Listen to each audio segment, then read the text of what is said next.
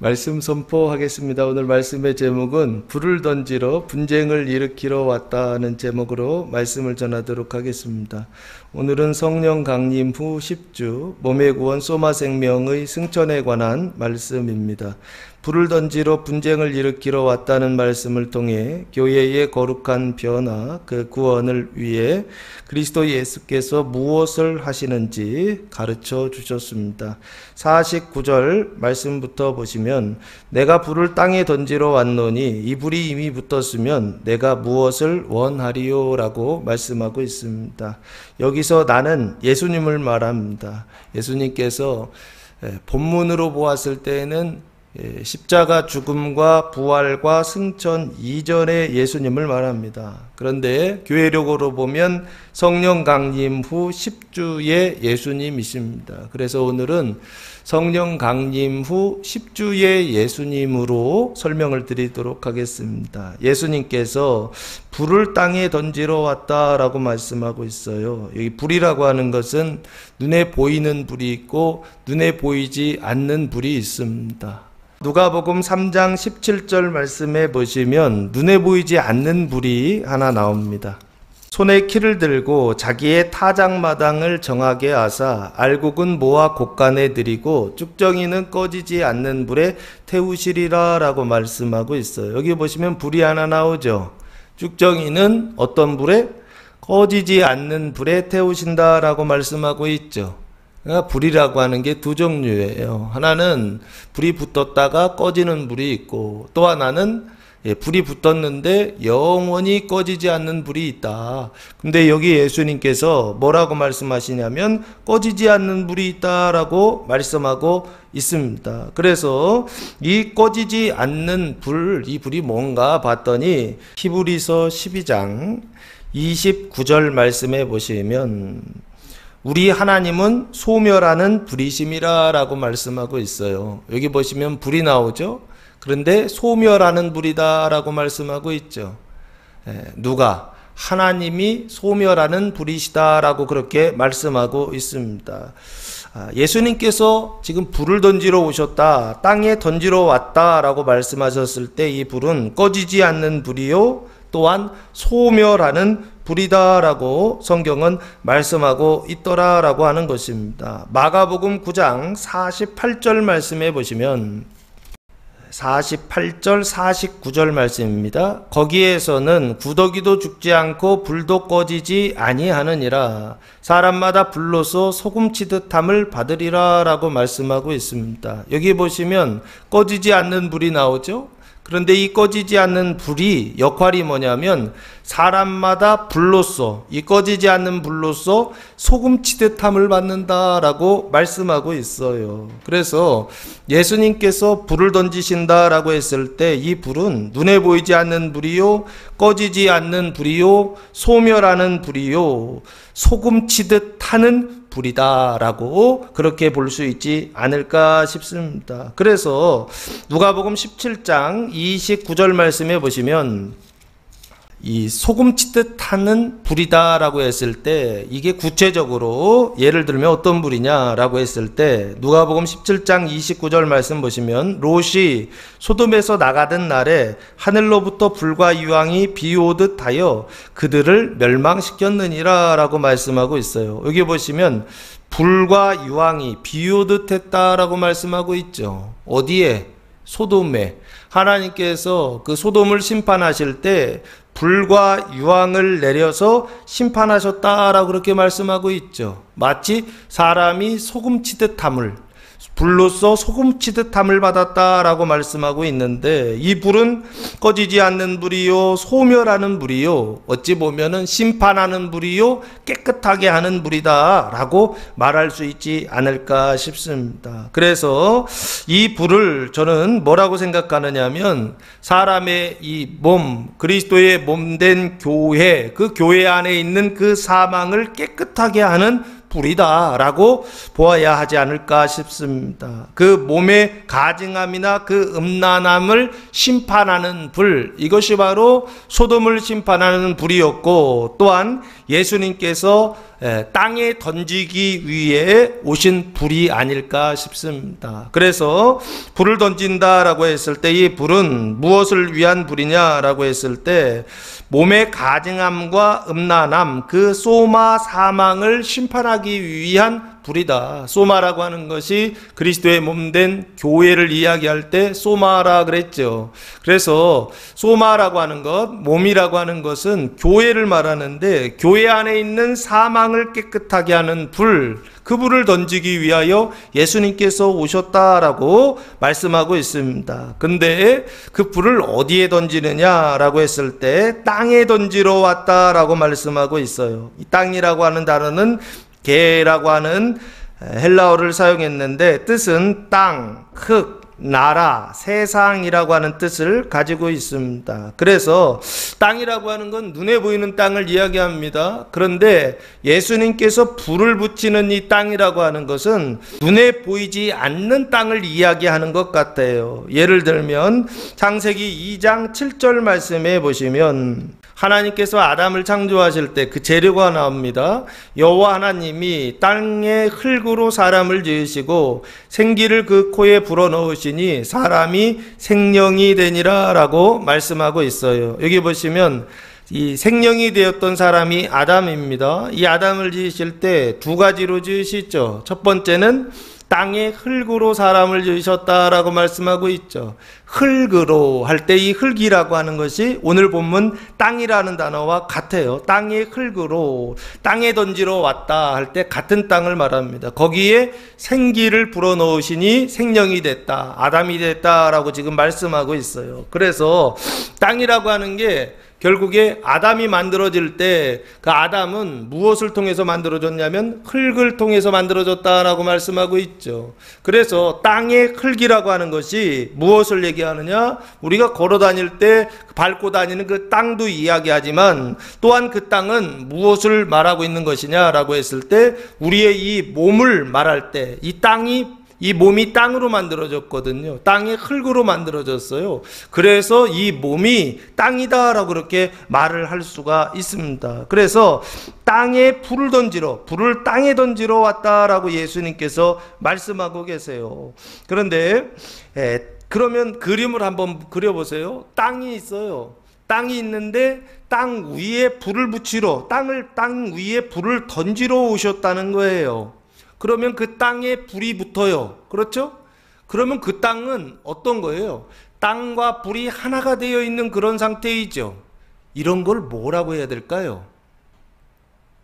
마치 땅이 우리의 몸이라고 한다면 이 몸에 불을 던지러 왔다라고 예수님 말씀하신다고요. 이 땅에 불을 던지는 거, 땅에 불이 붙어 있는 거, 이걸 그림을 그려보면 마치 땅이 그릇이라고 한다면, 이 몸이 그릇이라고 한다면 그 그릇 안에 예수님께서 불을 던지러 오셨다는 거예요. 그러면 그릇 안에 그 불이 있다는 거예요. 그 그릇 안에 불이 있는 요 상태예요. 요 그림이요. 요 그림을 한번 생각해 보시기 바랍니다.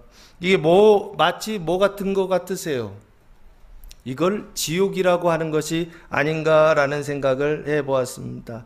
땅에 불이 붙어 있어서 그래서 그 땅이 불타는 어떤 이런 상태, 그 상태를 성경에서 뭐라고 얘기하고 있을까라고 했을 때 이걸 지옥이라고 하는 것이 아닌가라는 생각을 해보았습니다. 요한계시록 20장 9절 말씀해 보시면 그들이 지면에 널리 퍼져 성도들의 증과 사랑하시는 성을 두루매 하늘에서 불이 내려와 그들을 태워버리고 라고 말씀하고 있어요. 20장은 천년왕국에 대한 이야기인데 그 천년왕국이 끝나고 천년왕국이 참에 7절에 보시면 천년이 참에 사단이 그 옥에서도요 나와서 땅의 사방 백성 곧 곡과 마곡을 미혹하고 모아 싸움을 붙이리니 그 수가 바다의 모래 같으리라 라고 말씀하고 있어요. 이게 마지막 싸움이거든요.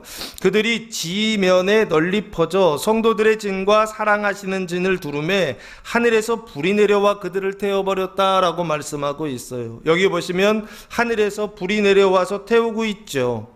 이것이 오늘 49절에 내가 불을 땅에 던지러 왔다라고 하는 말씀을 보여주는 환상입니다. 예수님께서 땅에 불을 던지시는 것처럼 실제로 이게 던져지는데 그게 언제 던져지느냐라고 했을 때 오늘 본문에서는 안 던져집니다. 그런데 나중에 미래에서는 던져져요. 근데 그게 언제냐라고 했을 때 제가 봤을 때는 요한계시록 20장 9절에 지금 곡과 마곡에 던져지는, 하늘에서 불이 내려와 그들을 태워버리는 이 사건이 던져지는 그 사건이 아닌가라는 생각을 했습니다. 그래서 불을 땅에 던져서 결국에는 예수님께서 무엇을 하시는 것이냐라고 했을 때 그리스도의 몸된 교회를 깨끗하게, 그 안에 있는 사망을 깨끗하게 태워버리는 불, 그 불을 던지러 예수님께서 오셨다라고 하는 것입니다.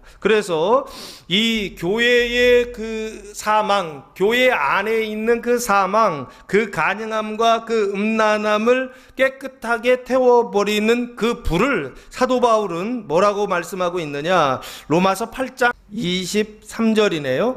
그뿐 아니라 또한 우리 곧 성령의 처음 익은 열매를 받은 우리까지도 속으로 탄식하여 양자될 것 곧 우리 몸의 속량을 기다리느니라 라고 말씀하고 있어요.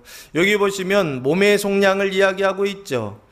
이미 성령의 처음 익은 열매를 받았대요. 우리는. 그럼 이 사람들은 구원 받은 사람들입니까? 안 받은 사람들입니까? 받은 사람들이죠. 받았는데 무엇인가 그 다음 것을 또 기다린다는 거예요. 그게 바로 무엇입니까? 양자될 것을 기다린다는 거예요. 우리 몸의 속량을 기다린다라고 하는 것입니다.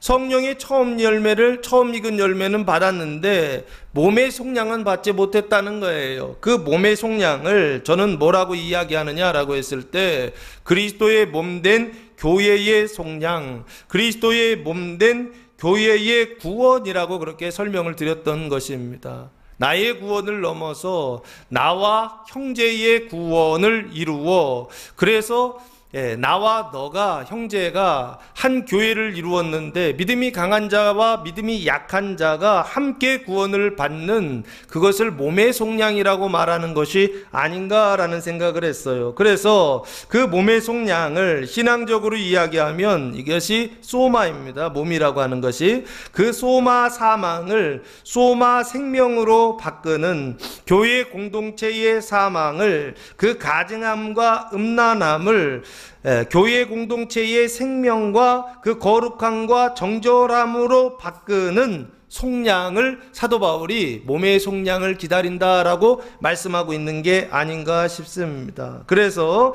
빌립보서 3장 14절 말씀에 보시면 이것을 위해 사도 바울이 달려간다라고 그렇게 말씀하고 있어요. 빌립보서 3장 14절 말씀해 보시면 푯대를 향하여 그리스도 예수 안에서 하나님이 위에서 부르신 부름의 상을 위하여 달려가노라 라고 말씀하고 있어요. 여기 보시면 상이 나오죠. 부름의 상을 위하여 달려간다라고 말씀하고 있어요. 이 부름의 상이라고 하는 것이 원래 사도 바울이 앞에서 달려간다라고 했을 때는 그 몸의 부활을 위하여 달려간다라고 말씀하고 있거든요. 근데 그 몸의 부활의 단계를 넘어서 그 몸의 승천, 부름의 상을 위하여, 몸의 승천을 위하여 달려간다라고 봐야 되지 않을까라는 생각을 해보았습니다. 그래서 열심히 사도 바울은 신앙의 경주를 해가는데 그 신앙의 경주를 해가는 목적지가 어디냐라고 했을 때 그 부름의 상이 있다는 거예요. 그 부름의 상이 무엇이냐? 하나님께서 부르시는 그 소명의 상이 있다는 거예요. 그 하나님께서 내려주시는 상이 있는데 그 상이 뭐냐라고 했을 때 그 상을 저는 몸의 속량, 그 몸의 승천, 그리스도의 몸된 교회가 그 사망에서 생명으로 구원을 받는, 그 가증함에서 거룩함으로 구원을 받고 그 음란함에서 그 정결함으로 구원을 받는 그것을 위하여 사도 바울이 힘써 경주한다, 달려간다라고 말씀하고 있는 게 아닌가 싶습니다. 그래서 내가 불을 땅에 던지러 왔노니 라고 하는 것은 결국에 무엇을 위한 것이냐 라고 했을 때 그리스도의 몸된 교회의 부흥 승천을 위하여 그 거룩함을 위하여 태워버리는 그 불을 땅에 던지러 왔다라고 하는 것입니다. 그래서 예수님께서 그 불을 이렇게 던져서 그래서 그 불이 붙어서 그래서 그 사망을 심판한다고 한다면 이 몸은 구원을 받고 속량을 받을 것입니다. 그러나 그 불이 붙어 있지 않다고 한다면 그 사람들은 어떻게 될까요? 그게 성경에 기록되어 있습니다. 계시록 20장 10절 말씀해 보시면 불못 둘째 사망에 들어가는 자에 관한 말씀이 나옵니다.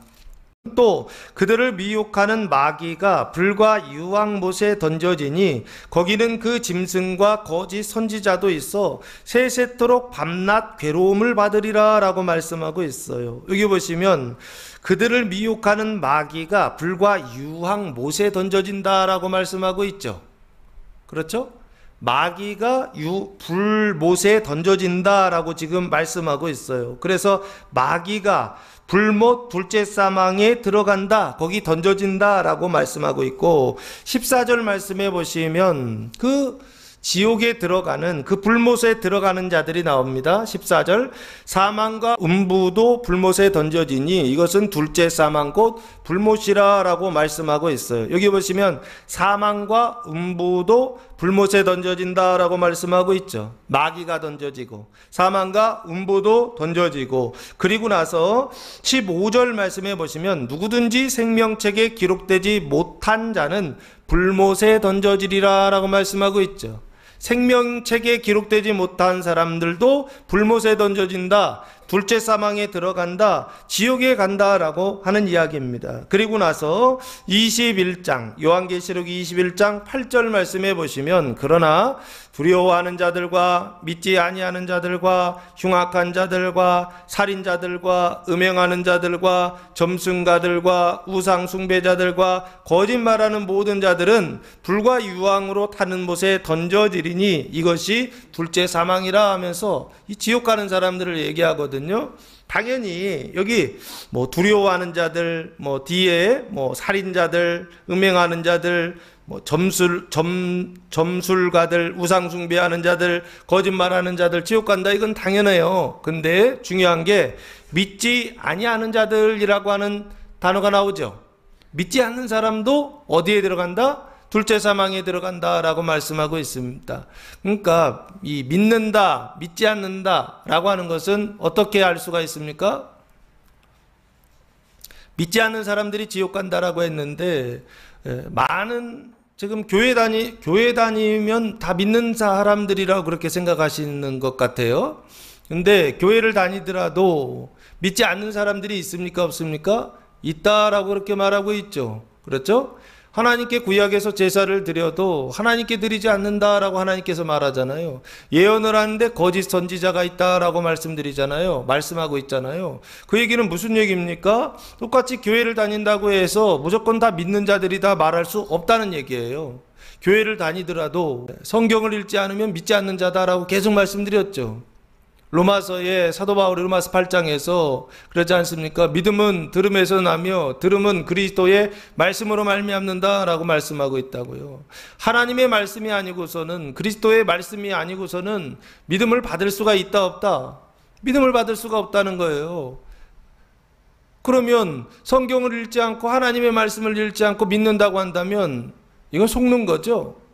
이거는 가짜라고요. 그 믿음은 구원받는 믿음이 아니라고요. 거짓 믿음이라고요. 그래서 성경을 읽는다, 읽지 않는다, 이걸 확인해 보면 그 사람이 믿는지 안 믿는지, 구원을 받았는지 못 받았는지, 지금 둘째 사망 불못에 들어가는지 안 가는지를 그냥 확실하게 알 수 있다고요.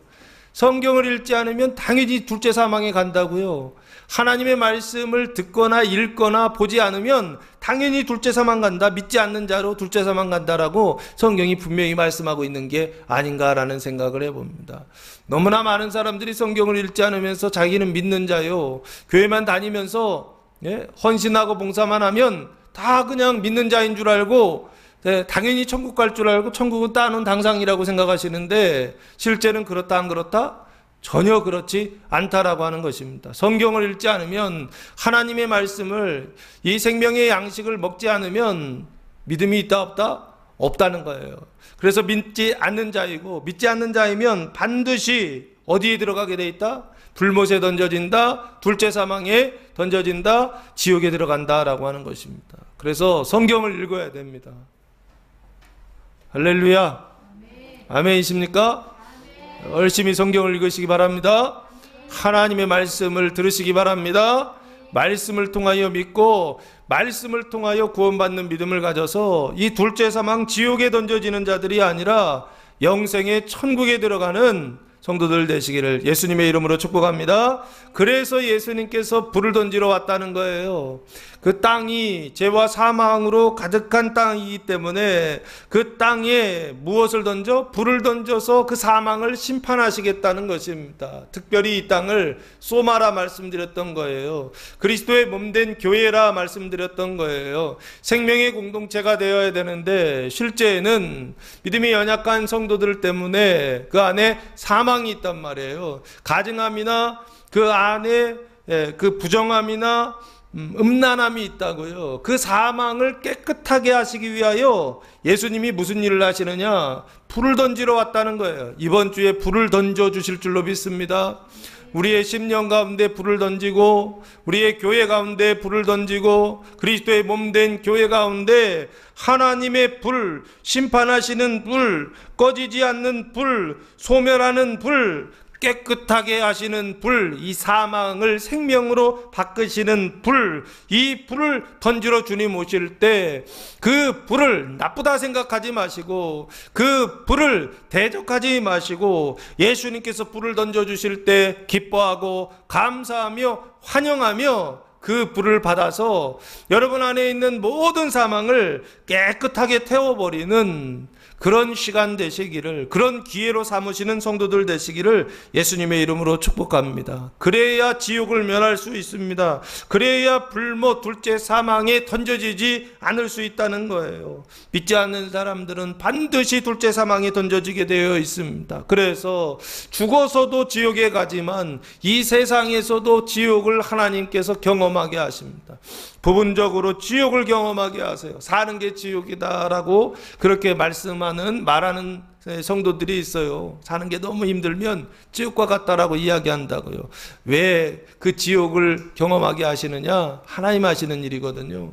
하나님께서 믿는 자들의 삶 속에서도 지옥을 경험하게 하세요. 왜 그러느냐? 그 안에 사망이 있기 때문에 그렇습니다. 너 그대로 가면, 그 믿음 가지고 있으면 둘째 사망의 지옥에 갈 수밖에 없어. 그러니까 하나님께서, 아버지께서 그 지옥 가는 걸 막으시려고 어떻게 하시느냐?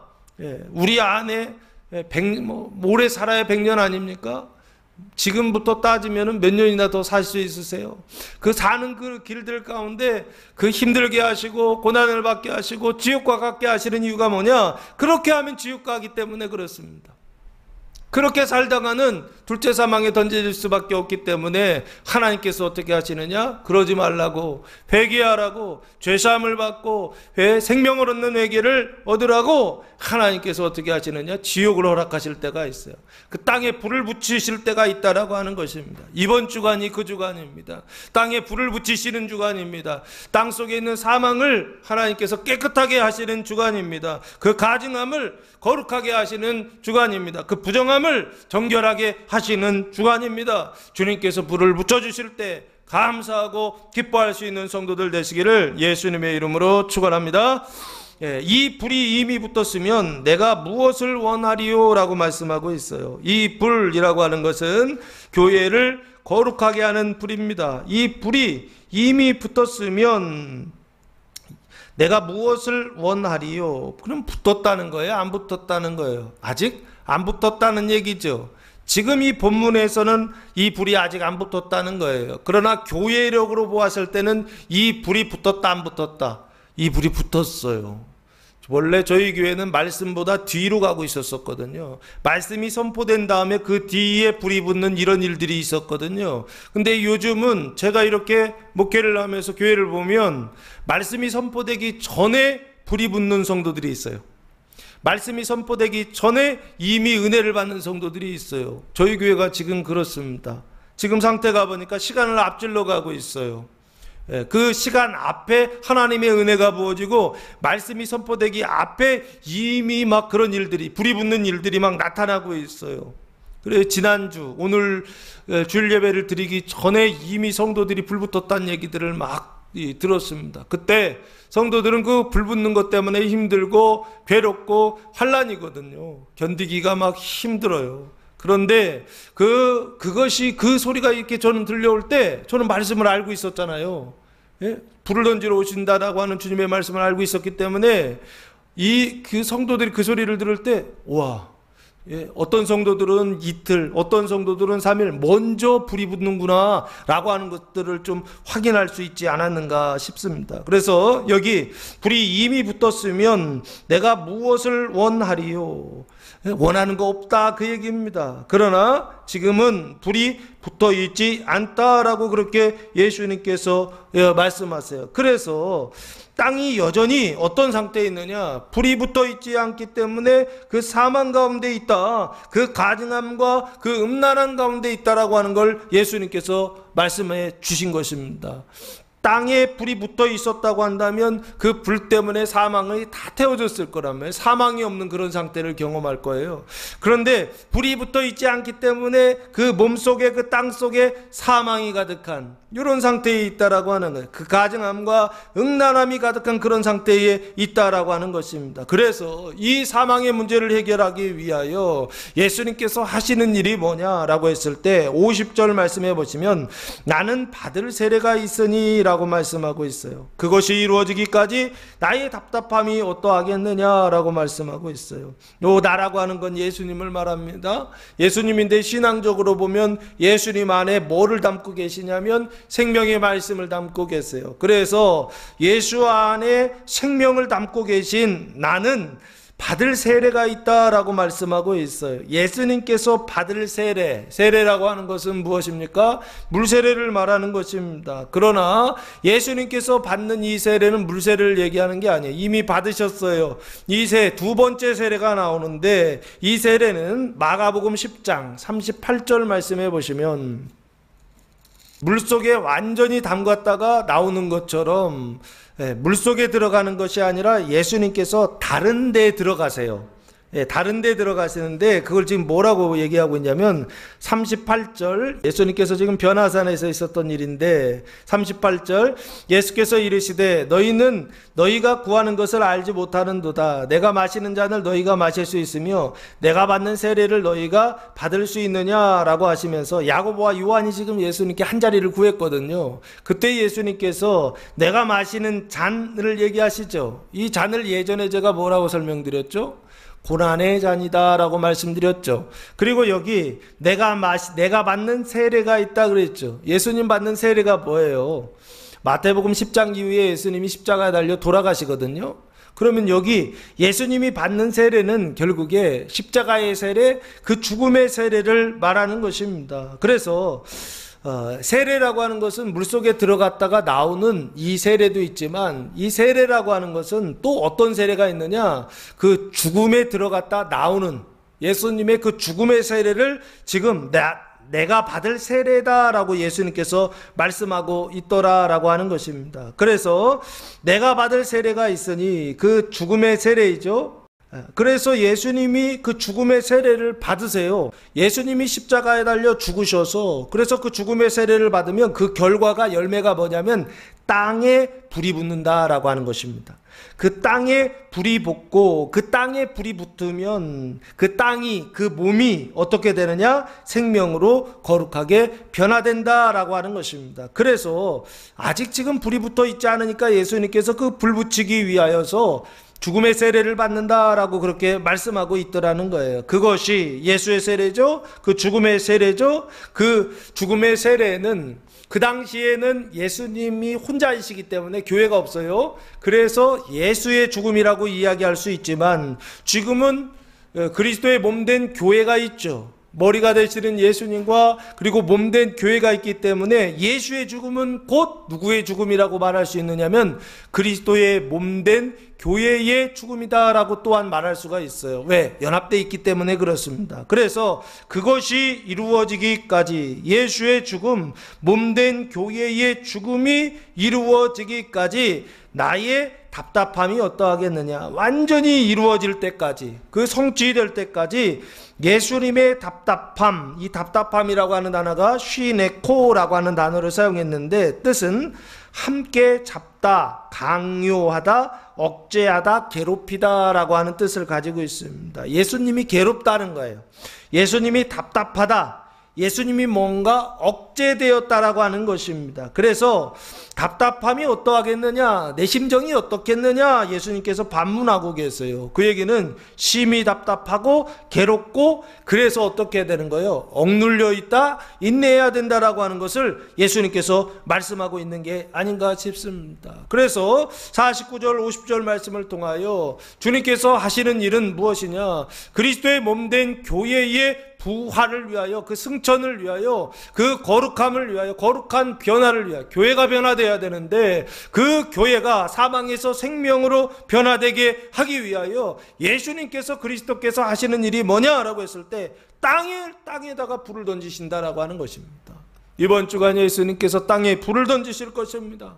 이 불은 꺼지지 않는 불이요, 이 불은 눈에 보이지 않는 불이요, 이 불은 소멸하는 불이요, 이 불은 몸의 사망을 생명으로 바꾸는 불이다, 심판하는 불이다 라고 하는 것을 기억하시고, 주님께서 불을 던지실 때에 그 불을 기뻐하며 감사함으로 받을 수 있는 성도들 되시기를 예수님의 이름으로 축복합니다. 두 번째는 51절 말씀해 보시면, 내가 세상에 화평을 주려고 온 줄로 아느냐, 내가 너희에게 이르노니 아니라 도리어 분정하게 하려 함이로라 라고 말씀하고 있어요. 예수님께서 두 번째 이 세상에 오신 이유를 설명하고 있는데 무엇을 위해 오셨다? 화평, 평화를 위해서 오신 것 아니다라는 거예요.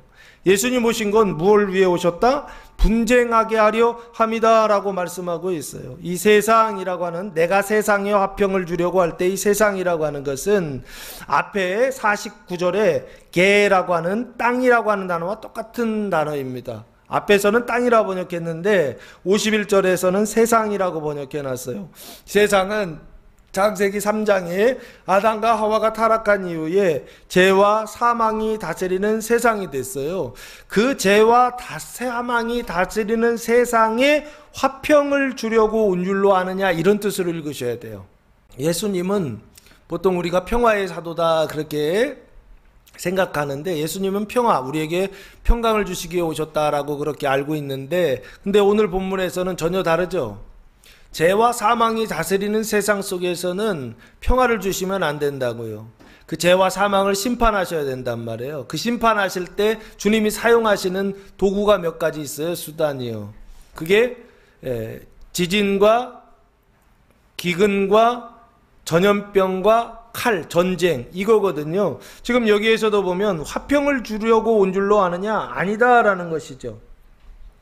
죄와 사망이 다스리는 세상에서는 화평을 주면 안 된다는 거예요. 그 죄와 사망을 어떻게 해야 되는 거예요? 심판하셔야 되는 것이죠. 그래서 화평이라고 하는 단어가 에이레네라고 하는 단어를 사용했는데 뜻은 하나됨, 안식, 그래서 거룩이라고 하는 뜻이 있습니다. 그래서 에이레네는 제가 예전에 설명할 때 뭐라고 말씀드렸냐면, 생명으로 하나 되는 거, 이게 에이레네의 원래 뜻이다 그랬죠.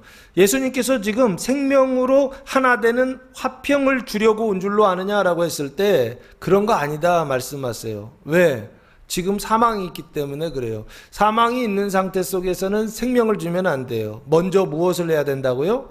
사망을 없애야 됩니다. 사망을 태워버려야 돼요. 사망을 심판해야 됩니다. 그래서 예수님께서 화평을 주려고 온 것 아니다라고 말씀하신 것이 아닌가 싶어요. 원래는 화평을 주러 오셨어요, 목적은. 그런데 사망의 상태에 있을 때는 화평을 주면 안 된다라고 하는 것이죠. 왜? 그 소마 사망에, 그 몸의 사망에 지금 화평을 준다고 한다면 그 화평은 그 사망에 어떤 역할을 하느냐면 사망의 역할을 한다는 거예요. 생명의 역할을 하지 않고 그 소마 사망에 생명을 주면 그 생명이 생명의 역할을 하지 않고 사망의 역할을 한다라고 하는 거예요. 그래서 화평을 주려고 온 것이 아니다라고 예수님 말씀하셨다는 것입니다. 그러면서 내가 너희에게 이르노니, 여기 대상이 나오죠. 너희의 동그라미 치시기 바랍니다. 너희에게 이르노니 제자들입니다. 제자들이라고 하는 것은, 예수님의 제자들은 두 부류예요. 믿음이 강한 제자가 있고 믿음이 약한 제자가 있습니다. 그래서 소마 생명의 상태에 있는 제자가 있고 소마 사망의 상태에 있는 제자가 있습니다. 이 제자들에게 이르노니, 아니라 화평을 주러 온 것 아니다 그래요. 아주 단호하게 분명하게 말씀하십니다. 그러면서 도리어 분쟁하게 하려 함이로다라고 말씀하고 있어요. 이 분쟁이라고 하는 단어가 디아 메리스모스라고 하는 단어를 사용했는데, 뜻은 분열, 분리라고 하는 뜻을 가지고 있습니다. 보통 분리한다 할 때 뭐를 생각하시면 되냐면, 물과 기름이 분리된다라고 하는 것 있죠. 이런 것처럼 분리되고 분열되고, 그래서 분쟁을 일으켜서 분리되게 하는, 물과 기름이 이렇게 분리되는 것처럼 분쟁하게 하려 함이다라고 말씀하고 있어요. 그러면 이 분쟁은 무엇을 위한 분쟁이냐라고 했을 때 사망과 생명의 분리를 말하는 것이 아닌가 싶습니다. 그 사망과 생명의 구분을 위하여 예수님께서 뭐하러 오셨느냐면 분쟁하게 하려고 오셨다라고 하는 거예요. 그러면 이번 한 주간 예수님께서 우리 교회를 찾아오실 것입니다. 여러분을 찾아가실 거예요. 찾아가실 때 불을 던지고, 또한 무슨 일을 하시냐면 분쟁하게 하시는 일, 나타나는 현상은 뭐냐면 분쟁하게 하시는 일을 하신다는 것입니다. 49절 50절이 아주 본질적인 불을 던지는 일을, 눈에 보이지 않는 불을 던지는 일을 하신다고 한다면, 그 불을 던져서 불이 붙어서 나타나는 현상은 뭐냐면 51절 분쟁한다는 거예요. 분쟁. 믿음이 강한 자와 믿음이 약한 자들이 분쟁한다는 것입니다. 사망의 상태에 있는 사람과 생명의 상태에 있는 사람이 분쟁한다는 거예요. 그래서 52절 말씀해 보시면, 이후부터 한 집에 5사람이 있어 분쟁하되 셋이 둘과 둘이 셋과 하리니. 지금 여기서 보면은 셋이 둘과 분쟁을 하고 둘이 셋과 분쟁을 한다라고 말씀하고 있어요. 그런데 53절 이어서 보시면, 아버지와 아들과 아들이 아버지와, 어머니와 딸과 딸이 어머니와, 시어머니와 며느리와 시어머니가 며느리와 며느리가 시어머니와 분쟁하리라 하시니라 라고 말씀하고 있어요. 그러면 지금 53절의 숫자를 세보면 6이 나오지 않습니까? 그렇죠? 그렇죠? 아버지가 아들하고 싸우죠. 그럼 아버지와 아들, 아버지 하나, 아들 둘, 그리고 어머니가 딸과, 어머니, 딸, 네 명, 그리고 시어머니와 며느리, 시어머니, 며느리, 며느리가 시어머니와 분쟁한다면 6명이 등장하죠. 그런데 실제로 세보니까 관계에 있을 때는 6명인데, 그런데 실제 숫자로 세보면 5명이에요. 왜 5명이냐면 이렇게 되어 있습니다. 집 안에 실제로 있는 사람의 숫자는 5명이에요. 5명인데 누가 있는 거냐면, 순서대로 그려드릴게요. 맨 위에 시어머니가 계세요. 그 시어머니와 분쟁하는 사람이 며느리라 그랬죠. 그러면 시어머니와 며느리가 있는 것이고, 그 며느리가 또 분쟁하는 사람이 딸이 있다라고 그랬죠. 그러면 시어머니와 며느리, 며느리와 딸, 그 며느리와 딸이 분쟁하는 게 아니라 어머니와 딸이 분쟁하는 거죠. 그래서 이 며느리와 어머니가 한 여자예요. 한 사람이라고요. 그래서 지금 52절에는 셋이 둘과 분쟁한다 그러셨는데 53절 읽어보면 마치 6명이 등장하는 것 같거든요.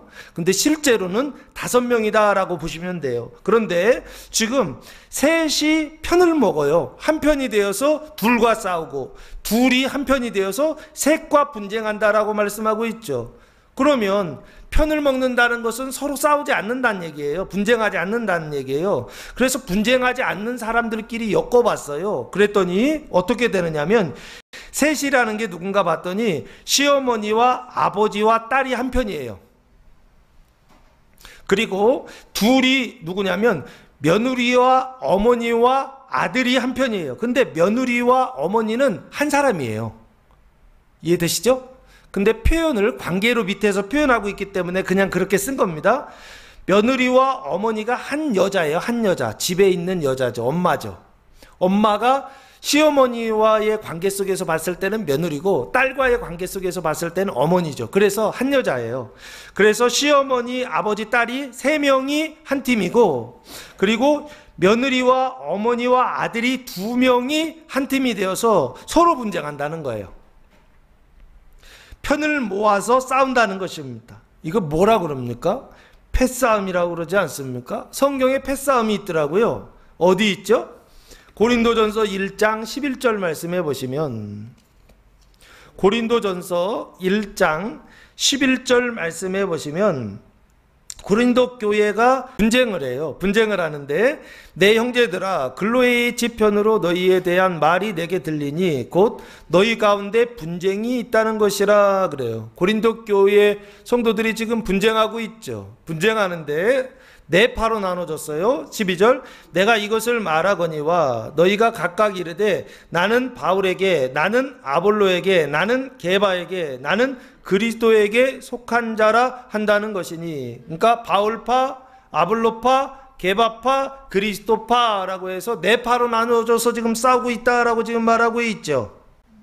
그러면 이 패싸움, 교회의 편을 모아서 싸우는 이 싸움은 계파 싸움이요 분파 싸움이다라고 그렇게 볼 수가 있어요.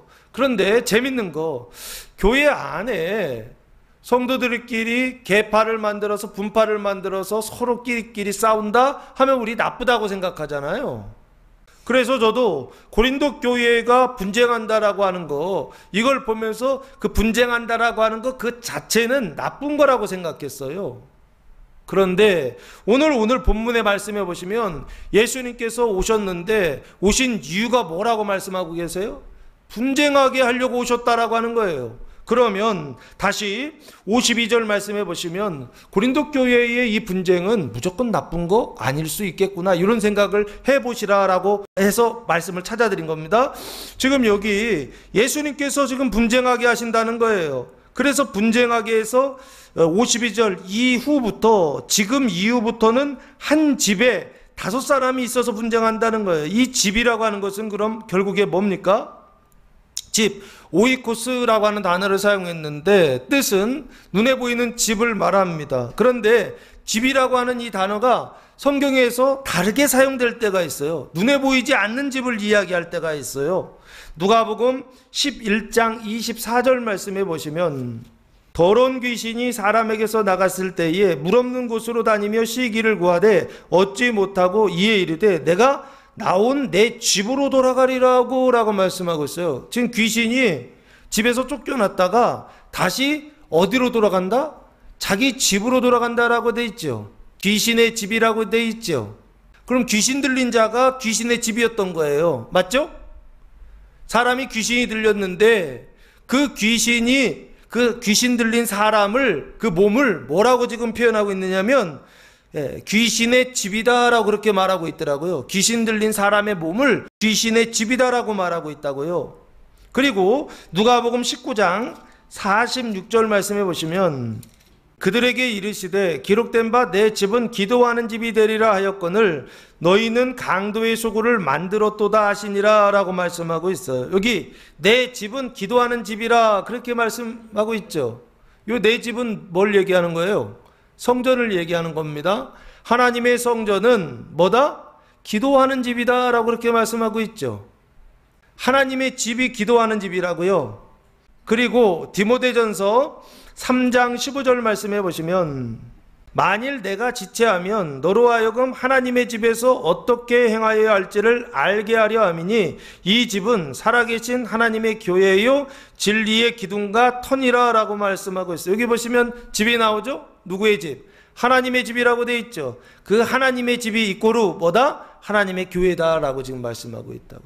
하나님의 집이 하나님의 교회다라고 말씀하고 있어요. 그럼 그 교회가 구체적으로 뭐냐라고 했을 때 히브리서 3장 6절 말씀해 보시면, 그리스도는 하나님의 집을 맡은 아들로서 그와 같이 하셨으니 우리가 소망의 확신과 자랑을 끝까지 굳게 잡고 있으면 우리는 그의 집이라 라고 말씀하고 있어요. 누가 그의 집이다? 우리가 그의 집이다 라고 말씀하고 있죠. 그 우리가 누구예요? 믿는 사람들, 성도들을 말하는 거 아닌가요? 성도들이 그리스도의 집이다, 하나님의 집이다, 교회다 라고 지금 말씀하고 있다고요. 이것을 히브리서 기자만 이야기하는 것이 아니라 사도 베드로도 똑같이 이야기하고 있더라고요. 베드로전서 2장 5절 말씀해 보시면 너희도 산돌같이 신령한 집으로 세워지고 예수 그리스도로 말미암아 하나님이 기쁘게 받으실 신령한 제사를 드릴 거룩한 제사장이 될지니라 라고 말씀하고 있어요. 여기 보시면 신령한 집으로 세워지고 라고 말씀하고 있죠. 너희도 산돌같이 신령한 집으로 세워지고, 이 신령한 집이 결국에는 뭘 얘기하는 거예요? 너희도 라고 돼 있죠. 성도들이 신령한 집이다 라고 말씀하고 있다고요. 이게 그리스도의 몸된 교회를 지금 말씀하고 있는 것입니다. 그래서 지금 이 52절 본문으로 다시 돌아오면 이후부터 한 집에 할 때 이 집은 눈에 보이는 집일 수도 있지만 이 집은 눈에 보이지 않는 집을 얘기하는 것입니다. 하나님의 집, 하나님의 성전된 누구를 얘기한다? 성도들을 얘기하는 거예요. 믿음이 강한 자와 믿음이 연약한 그리스도의 몸된 교회, 그 성도들을 집이라 라고 지금 표현하고 있더라는 것입니다. 그러면 이 집은 교회다라고 그냥 그렇게 말해도 되겠죠. 하나님의 교회요, 하나님의 성도들, 구원받은 성도들, 구원받은 사람들, 이렇게 보셔도 상관없을 것 같습니다. 그 집에 5사람이 있다는 거예요. 그럼 이 5사람은 구원받았어요, 못 받았어요? 구원받은 사람들이죠. 교회 안에 살고 있는 사람들이죠. 교회 안에 구원받은 사람들입니다. 그 사람들이 있는데 그 5사람이 분쟁한다는 거예요. 분쟁하는데, 분쟁이라는 단어가 디아메리조라고 하는 단어를 사용했는데 뜻은 철저하게 나뉘어 있다라는 뜻입니다. 철저하게 나뉘어 있어요. 나누어져 있는데 철저하게 나누다, 구분하다라고 하는 뜻을 가지고 있습니다. 그래서 분쟁을 하는데 아주 확실하게 구분이 되어 있는 거예요. 철저하게 분명하게 구분이 되어 있는 것입니다. 셋이 둘과 구분이 되어 있고 둘이 셋과 구분이 되어 있다는 거예요. 시어머니와 아버지와 딸이 한편이고 며느리와 어머니와 아들이 한편이라 둘이 서로 분쟁한다는 거예요. 구분이 되어서. 그래서 53절 말씀해 보시면 아버지가 아들과 아들이 아버지와 분쟁하고 어머니가 딸과 딸이 어머니와 분쟁하고 시어머니가 며느리와 며느리가 시어머니와 분쟁한다라고 지금 말씀하고 있어요. 그러면 이게 지금 눈으로 볼 때에는 아버지와 아들이고 어머니와 딸이고 시어머니와 며느리지만 이게 신앙적으로 봤을 때는 좀 달라요. 그래서 왜 그런가 봤더니 에베소서 6장 4절 말씀해 보시면 또 아비들아 너희 자녀를 노엽게 하지 말고 오직 주의 교훈과 훈계로 양육하라 라고 말씀하고 있어요. 여기 아버지라고 하는 것이 눈에 보이는 아버지를 말하지만 또한 성경에서는 눈에 보이지 않는 신앙적인 아버지의 상태에 있는 사람들을 말하는 것입니다. 그래서 바로 그냥 말씀드리겠습니다. 맨 위에는 시어머니가 있고 신앙의 가장 높은 단계는 시어머니 단계가 있고 그 다음이 아버지와 어머니 단계가 있고 그리고 맨 밑에 아들과 딸의 단계가 있다라고 보시면 좋을 것 같아요. 그래서 이걸 나누어서 생각하면 아들이 가장 어려요. 그냥 제가 볼 때 제가 구분한 겁니다. 아들이 가장 어려요. 어린 아이의 믿음을 가진 사람, 이거를 아들이라고 표현하고 있는 게 아닌가 싶고요. 딸이라고 하는 것은 아들보다는 좀 커요. 그래서 이 딸은 청년의 믿음을 가지고 있어요. 그것을 거룩함의 은총이다라고 말씀을 드렸어요. 아들은 칭의 중생의 은총을 받은 사람이고 딸은 청년의 믿음, 거룩함의 믿음의 단계에 있고 아버지와 어머니는 어떤 단계에 있느냐면 장년의 믿음의 단계에 있는 사람들을 아버지와 어머니라고 지금 말씀하고 있어요. 은총은 완전의 은총입니다. 영생의 은총을 받는 사람들이고요. 이 사람들, 아버지와 어머니의 단계에 있는 사람들이 하는 일은 뭐냐면 형제의 발을 씻어주는 사람들이에요. 그래서 이 사람들이 하는 분쟁은 어떤 분쟁이냐면 형제들의 발을, 믿음이 연약한 형제들의 발을 씻어주기 위한 분쟁을 한다고요. 그래서 아들 아들하고 분쟁하고 그래서 딸과 분쟁하는 것입니다. 아들은 이제 칭이 중생했어요. 그래서 아들이 아버지와 분쟁할 때는 어떤 분쟁을 하는 것이냐라고 했을 때 자기의 사망을 씻어내기 위한 분쟁을 하는 거예요. 앞에 아버지와 어머니는 아들과 딸의 단계에 있는 그 믿음의 단계에 있는 성도들의 발을 씻어주기 위한 분쟁이라고 한다면, 씻어주는 분쟁이라면 아들과 딸의 분쟁은 자기의 사망을 씻어내기 위한 분쟁이라고 하는 것입니다. 그리고 마지막 시어머니는 어떤 단계에 있느냐면 노년의 단계이죠. 이 노년의 단계를 은총으로 설명할 때는 어떤 은총이라고 설명드렸습니까? 영화의 은총이다라고 말씀드렸죠. 영화의 은총이라고 하는 것은 무엇입니까? 말 그대로 반짝반짝 빛날만 하여 그래서 세상에 드러나는 상태, 이걸 영화라고 설명하고 있더라고요. 국어사전에 그렇게 돼 있더라고요. 예, 빛이 나는 거예요. 빛이 그 안에서 반짝거리는 게 아니라 바깥에서 삶의 영역에서 반짝반짝 빛이 나서 그 생명의 빛을 비추어서 멀리 있는 이방이나 바다나 육지까지도 그 빛을 보고 하나님께로 돌아와서 하나님을 섬기는, 이게 구약에 예언되어 있는 내용들이거든요. 그 단계에 있는 사람들을 지금 뭐라고 말씀하고 있느냐면 영화의 단계, 그 노년의 믿음의 단계에 있는 사람이다 라고 말씀하고 있는 게 아닌가 싶습니다. 이게 시어머니의 단계예요. 시어머니는 무슨 일을 하느냐면 이웃의 그 몸, 그 죄와 사망을 씻어내는 그 일을 하는 사람들, 이 분쟁을 하는 사람들, 이게 바로 시어머니의 분쟁이다라고 그렇게 말할 수 있지 않을까 싶습니다. 그러면 분쟁이 지금 영화를 위한 분쟁을 시어머니는 하는 것이죠. 그리고 시어머니가 이게요, 제가 하나하나 다 지금 풀려면 시간이 너무 많이 소요될 것 같아요. 요 정도로만 먼저 말씀을 드리고 수요일 날 더 구체적으로 설명을 더 드리겠습니다. 시어머니는 영화의 단계고 아버지와 어머니는 완전의 단계이고, 그리고 아들과 딸은 그 어린아이와 청년의 신앙의 단계, 거룩함의 단계, 생명의 단계를 막 시작하고 성장하는 단계에 있다는 거예요. 그 안에서 어떻게 해요? 분쟁이 일어난다는 거예요. 그러면 이 분쟁은 도대체 무엇을 위한 분쟁인가요?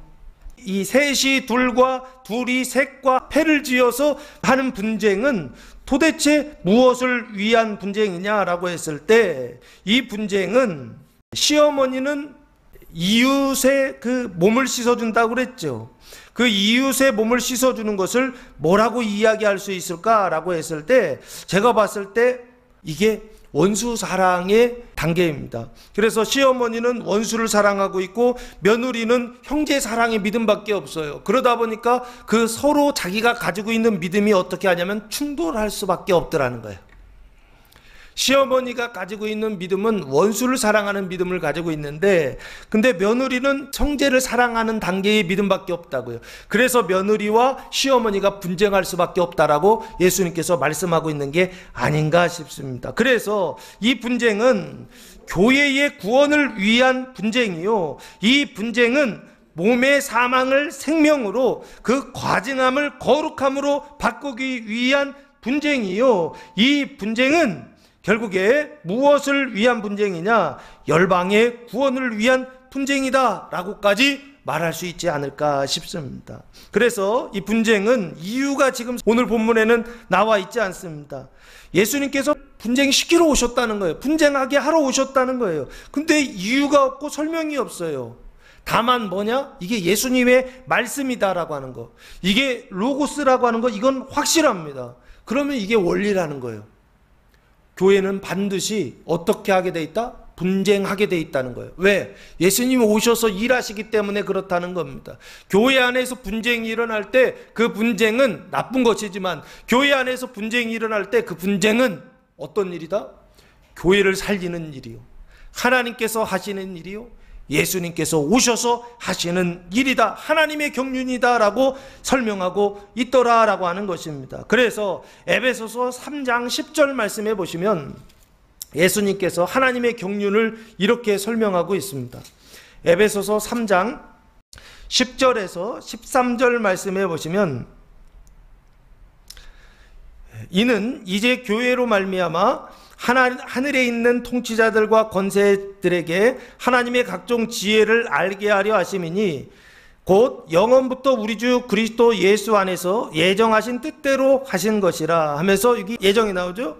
10절에 이제 교회로 말미암아 하나님께서 예정하신 하나님의 경륜이다라고 그렇게 설명하고 있어요. 그러면서 12절 우리가 그 안에서 그를 믿음으로 말미암아 담대함과 확신을 가지고 하나님께 나아감을 얻느니라. 그러므로 너희에게 구하노니 너희를 위한 나의 여러 환난에 대하여 낙심하지 말라. 이는 너희의 영광이다 라고 말씀하고 있어요.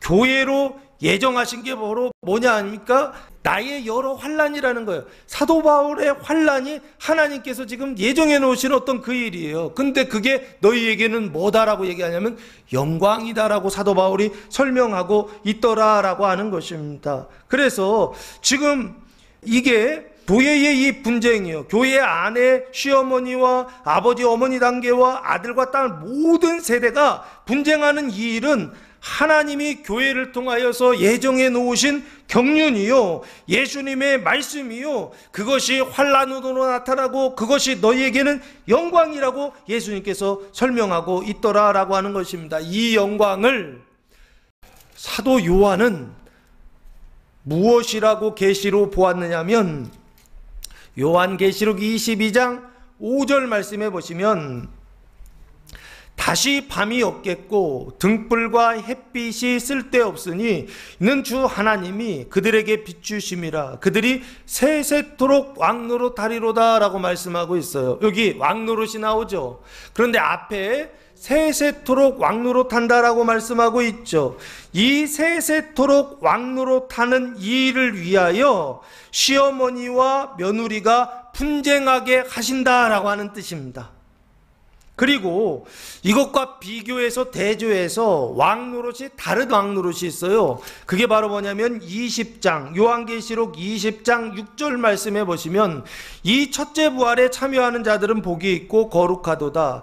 둘째 사망이 그들을 다스리는 권세가 없고 도리어 그들이 하나님과 그리스도의 제사장이 되어 1000년 동안 그리스도와 더불어 왕노릇하리라 라고 말씀하고 있어요. 여기 그리스도와 더불어 왕노릇한다라고 되어 있죠. 20장에서는 더불어 왕노릇한단 말이에요. 그런데 21장에서는 세세토록 왕노릇한다고요. 왕노릇이 다르다라고 저는 보는 거예요. 세세토록 왕노릇하는 것은 무엇을 위한 것이냐? 영화를 위한 것이요. 더불어 그리스도와 더불어 왕노릇하는 것은 무엇을 위한 것이냐? 완전을 위한 왕노릇이다 라고 그렇게 말씀드렸던 거예요. 그리스도의 몸된 교회, 그리스도의 몸된 그 교회가 구원을 받는 거, 형제들의 그 발을 씻어주는 거, 이것을 위한 분쟁, 이게 어머니와 아버지가 아들과 아들이 아버지와 분쟁하고 어머니가 딸과 딸이 어머니와 분쟁하는 분쟁이라고 한다면 이 영화를 위한 분쟁은 시어머니가 며느리와 며느리가 시어머니와 분쟁하는 이 분쟁이 영화를 위한 분쟁이다라고 하는 것입니다. 제가 이게 찾아놓은 게 아직도 더 있어요. 근데 이거 다 설명하면 안 될 것 같아서 이 정도로만 설명을 드리겠습니다. 그래서 예수님께서 첫 번째는 불을 던지러 오셨다. 본질적으로 눈에 보이지 않는 불을 던지러, 땅에 불을 붙이러 오셨다라고 말씀하신다면, 두 번째 주님이 하시는 일, 교회의 거룩함을 위하여 예수님께서 하시는 일은 무엇이냐? 교회 안에 분쟁을 일으키신다라고 하는 것입니다. 그래서 몸된 교회를 구원하고, 그래서 세상을 구원하시기 위하여, 그 열방을 구원하시고 그 바다를 구원하시기 위하여. 그래서 지난주에 학계 2장 6절이었죠. 2장 6절에 하늘과 땅과 바다와 육지를 흔드신다라고 그렇게 말씀했었죠. 그때 지금 이거하고 똑같은 거예요. 무엇이냐면 하늘과 땅을 흔드시는 것이 결국에 아버지와 아들, 어머니와 딸이 분쟁하게 하는 일이고, 그리고 바다와 육지를 흔드신다라고 했잖아요. 그 바다와 육지를 흔드신다는 것이 시어머니와 며느리가 분쟁하게 하신다라고 하는 뜻이다라는 것입니다. 그래서 그 분쟁을 통하여 그리스도의 몸된 교회는 사망에서 생명으로, 가증함에서 거룩함으로 변화시켜 주시고 구원해 주신다는 것입니다. 분쟁이 없이는 절대 몸의 구원 일어날 수 없다는 것입니다.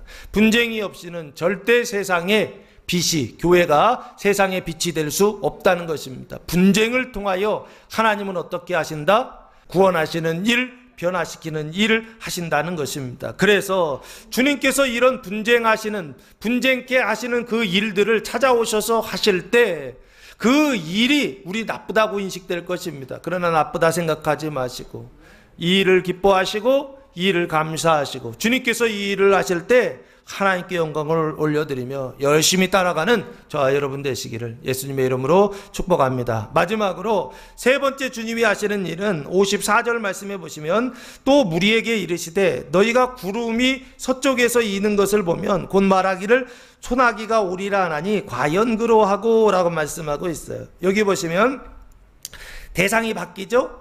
앞에서는 제자들에게 말씀하셨는데 54절부터는 무리에게 말씀하세요. 그래서 무리에다 동그라미 뜨시면 됩니다. 많은 사람들인데 어떤 사람들이냐? 예수를 따르는 많은 사람들이다 라고 그렇게 보시면 좋을 것 같아요. 그리고 이 무리들이 신앙의 단계로 봤을 때는 딸과 아들의 단계에 있는 사람들이다 라고 보면 좋지 않을까 싶어요. 왜? 제자들은 지금 아버지와 어머니의 단계에 있어요.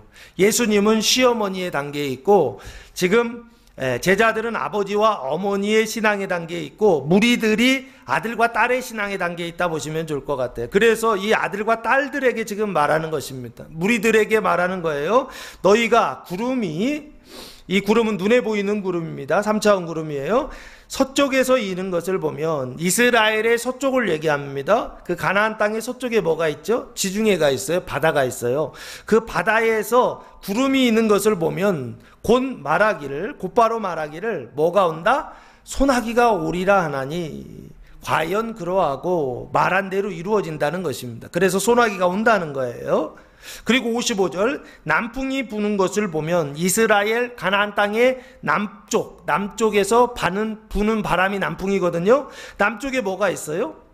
이스라엘의 남부에 광야가 있고 사막이 있습니다. 그래서 그 광야에서 부는 바람, 그 바람은 차가운 바람일까요? 따뜻한 바람일까요? 따뜻한 바람이죠. 더운 바람이 불어요. 말하기를 심히 더우리라 하나니 과연 그러하니라. 이 심히 덥다라는 단어가 카우손이라는 단어를 사용했는데 타는 열이라는 뜻을 가지고 있어요.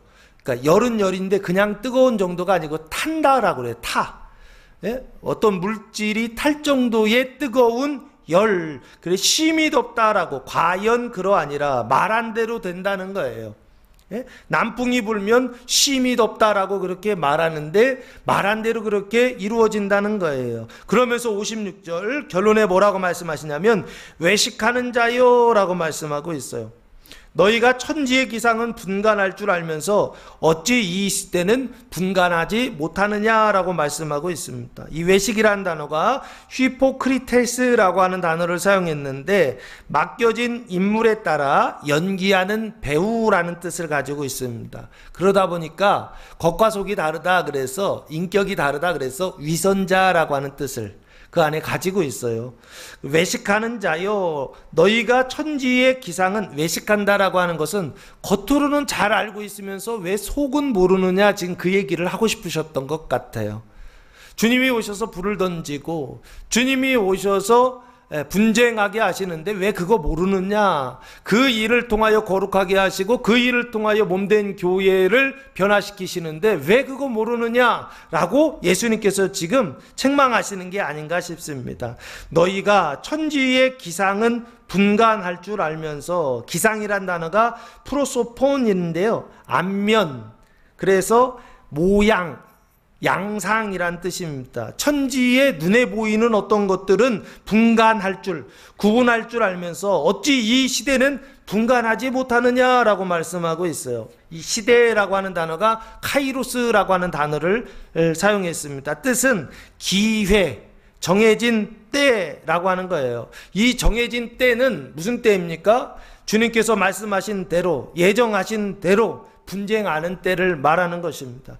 예수님께서 불을 붙이시는 때, 분쟁하는 때, 그 때를 지금 뭐라고 하냐면 찬스다, 기회다라고 지금 말씀하고 있어요. 왜? 몸이 구원받는 기회이기 때문에 그랬습니다. 몸은 언제 구원받느냐? 불이 붙어야 구원받습니다. 몸은 언제 구원받느냐? 분쟁할 때 구원받는다라고 하는 것입니다. 주님이 오셔서 분쟁케 하실 때 분쟁하지 않는다고 한다면 기회를 놓쳐버려요. 오히려 분쟁해야 될 때 분쟁해야만 그 기회를 잡을 수가 있습니다. 지금 이 시대를 분간하지 못하느냐라고 했을 때 결국에 왜 못하느냐는 것이죠. 분간하라는 거예요. 지금은 기회라는 것입니다. 하나님이 정하신 때라는 거예요. 무엇이요? 불이 붙어야 되고 분쟁하는 때라고 하는 것입니다. 그래서 예수가 불을 던지고 예수가 분쟁을 일으키는 그 시대를 분간하고 그 기회를 놓치지 말라라고 예수님께서 지금 무리들에게 말씀하고 있습니다. 기회를 잡으라는 거예요. 그 불을 잡으라는 것입니다. 그 분쟁을 잡으라는 거예요. 지금이 구원받을 때요, 지금이 은혜의 때라고 하는 것을 알고 무리들에게, 믿음이 연약한 사람들이다 보니까 기회인데 기회인지를 몰라요. 이 사람들이요.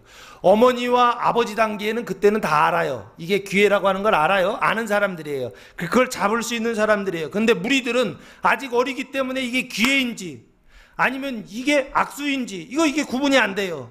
왜? 불을 던지고 분쟁하기 때문에 그렇습니다. 이거 나쁘다고 생각하는 것이죠. 집에서 엄마 아빠가 막 싸워요. 그럼 애들이 어떻게 하죠? 엄마 싸우지 마, 아빠 싸우지 마. 왜? 나쁘다고 생각하기 때문에 그렇잖아요. 애들은 그렇다고요. 싸우면 나쁘다고 생각한다고요. 분쟁이 일어나면 나쁘다고 생각한다고요. 불이 붙으면, 스파크가 일어나면 나쁘다고 생각한다고요. 그러나 예수님 뭐라고 말씀하신다고요? 그렇지 않다라고요. 지금이 기회라고요. 지금이 찬스라고요. 지금이 정해진 때라고요. 지금이 불을 던지는 때요. 지금이 분쟁하는 때요. 그 일을 통하여 교회는 거룩하게 성숙하게 되고 그 일을 통하여 변화된다는 것입니다. 그래서 그 교회가, 그리스도의 몸된 교회가 온전하게 승천했을 때 세상 속에서는 반짝반짝하여, 그래서 열방이 보고 열방이 그 빛을 보고 돌아올 것이다 라고 성경이 언약하고 있더라라고 하는 것입니다. 그래서 주님께서 하시는 세 번째 일은 뭐냐? 시대를 분간하게 하신다는 것입니다. 불을 던지고 분쟁을 일으키고 마지막 무리들에게는 시대를 분간하게 하셔서 그 기회를 잡게 하시는 분, 그분이 바로 누구냐면 예수 그리스도시다. 이번 주에 주님께서 여러분을 찾아오실 것입니다. 불을 던지시고 분쟁하게 하시고 시대를 분간하게 하실 것입니다. 어느 신앙의 단계에 있건 이 은총을 부어주실 것입니다. 이 은총이 부어주셨을 때 정해진 것이기 때문에 예외 없이 열애 없이 모든 사람에게 동일하게 부어주실 것입니다. 믿음으로 받으셔서, 그래서 이것을 통하여서 그리스도의 몸된 교회가 거룩하게 변화되고 하늘로 승천하여 예수님이 아버지 보좌 우편에 앉으셨던 것처럼 예수님과 연합된 우리 그리스도의 몸된 교회가 주님과 연합되어서 그 아버지 보좌 우편에 그 드로노스 그 보좌에 앉아서 그 왕권을 갖는 한 주간 되시기를 예수님의 이름으로 축원합니다. 기도하겠습니다. 사랑과 은혜가 풍성하신 아버지 하나님, 감사와 찬송과 영광을 올려드립니다. 이번 주간 그리스도의 몸된 교회가 거룩하게 변화되는 불을 던지러 분쟁을 일으키러 왔다는 복음이 선포될 때 그 말씀을 믿고 따름으로 그리스도와 함께 아버지 보좌 우편에 앉아 세세토록 왕노릇하는 교회와 성도들 되게 하옵소서. 이제는 우리 주 예수 그리스도의 은혜와 하나님 아버지의 무한하신 사랑하심과 성령의 교통하심이 사랑하는 성도들 머리 위에와 가정 위에와 교회 위에 이제로부터 영원토록 함께 하시기를 간절히 축원하옵나이다. 아멘.